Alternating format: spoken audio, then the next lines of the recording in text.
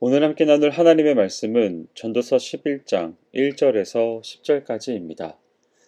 요즘 우리가 처한 시대는 사회 전반에 걸쳐 급속한 변화와 발전을 이루고 있습니다.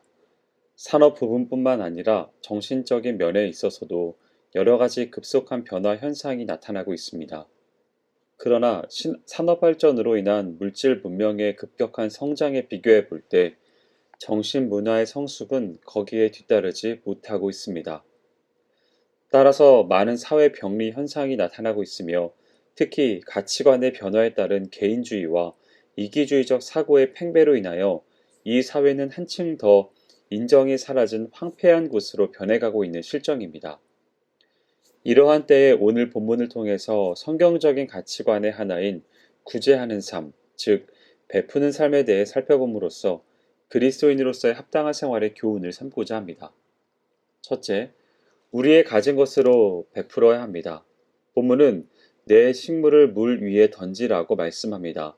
이 말씀은 우리에게 구제의 손길을 베풀라는 말씀으로 해석됩니다.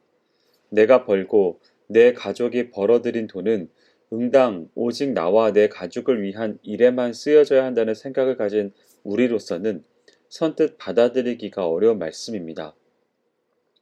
그럼에도 불구하고 내가 가진 바 식물을 나누어 주어야 하는 이유는 그들 모두가 다 하나님 안에서 우리의 형제요 자매이기 때문입니다. 또한 내가 가진 모든 것의 원주인은 하나님으로서 하나님 안에서 한 형제 자매된 자들과 그것을 함께 나누어야 하기 때문입니다. 특히 이 세상 제도는 불완전하여서 모든 물질이 공정하게 배분되어 있지 못합니다.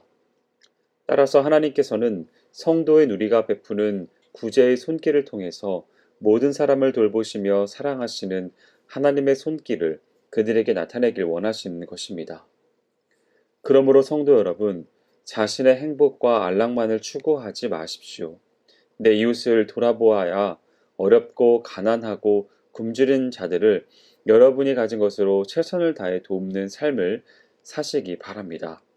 그리할 때에 주는 것이 받는 것보다 복이 있다는 진리를 깨닫는 기쁨을 누리게 될 것입니다.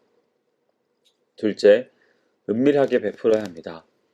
은밀한 구제에 대해서 이야기할 때 자연적으로 제기되는 문제는 현재의 교회 공동체가 대사회적인 면에서나 대교회적인 면에서 행하는 구제 사역들이 과연 어떠한가라는 질문이 이어집니다. 지금 우리 주변에는 너는 구제할 때에 오른손에 하는 것을 왼손에 모르게 하여 내 구제함이 은밀하게 하라. 은밀한 중에 보시는 너희 아버지가 갚으시리라 라고 하는 마태복음의 말씀에 무시한 채 구제 사역을 행하는 모습들이 만연함을 보게 됩니다. 다시 말해서 은밀하게 구제하라고 하신 주님의 말씀을 무시한 채 나팔을 불면서 사람들에게 보이려고 하는 구제가 비일비재한 것이 오늘의 현실이라는 점입니다. 그러나 결코 사람에게 보이려고 하는 생색내기 위한 구제가 되어서는 안 됩니다. 그러한 구제를 통해서는 하나님께 온전히 영광을 올려드릴 수 없고 또한 하나님께 칭찬과 상급도 기대할 수가 없습니다. 오직 하나님은 은밀한 가운데 순수한 동기로 베푸는 자를 기뻐하시며 또한 그들의 베푸는 손길을 통해 많은 어렵고 가난한 이웃을 축복하시는 것을 기억해야 합니다. 마지막으로 즐거운 마음으로 베풀어야 합니다. 우리는 구제할 때에 인색함이나 아까운 마음으로 베풀어서는 안 됩니다. 즐거운 마음으로 해야 하는 것입니다. 사도행전 20장 말씀에 기록된 바처럼 주는 것이 받는 것보다 복이 있다는 확신 속에서 즐거움을 가질 수 있어야 할 것입니다.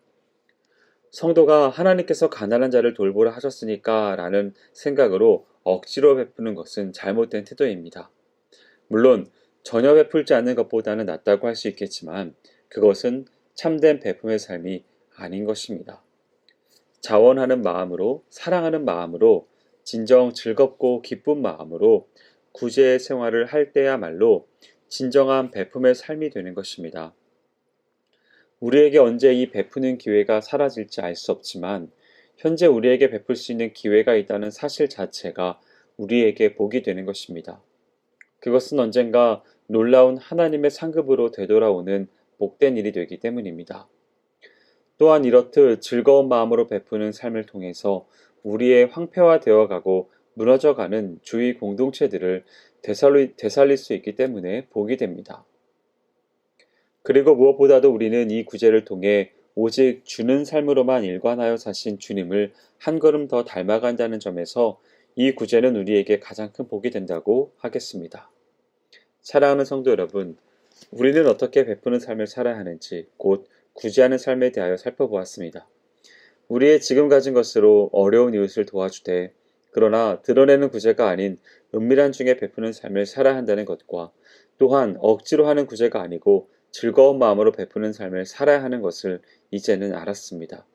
성도된 우리가 먼저 이러한 구제의 삶을 실천할 때 불우한 이웃을 돕게 되며 더 나아가서는 고아와 과부를 학대하지 말며 연약하고 가난한 자를 돌아보라고 명하신 하나님의 공의와 사랑을 만방에 드러내는 길이 되는 것임을 기억해야 하겠습니다. 바라기는 오늘 말씀을 대하는 모든 성도분들은 주님께서 가르쳐 주신 그 귀한 가르침대로 베푸는 삶을 살아가시기를 주님의 이름으로 축원드립니다. 기도하겠습니다. 사랑 은혜가 많으신 하나님 아버지, 우리에게 베푸는 삶을 배우게 하신 하나님의 은혜로 인하여 감사를 드립니다. 내가 가진 것이 다 내 것이 아니고 내게 맡겨준 것임을 깨달아 주위를 돌아보게 하여 주옵시고 또한 도움이 필요한 모든 것들 가운데 정말 베푸는 자의 삶을 살아갈 수 있도록 인도하여 주시옵소서. 행하실 주님을 기대하오며 모든 말씀 예수님의 이름으로 기도합니다. 아멘.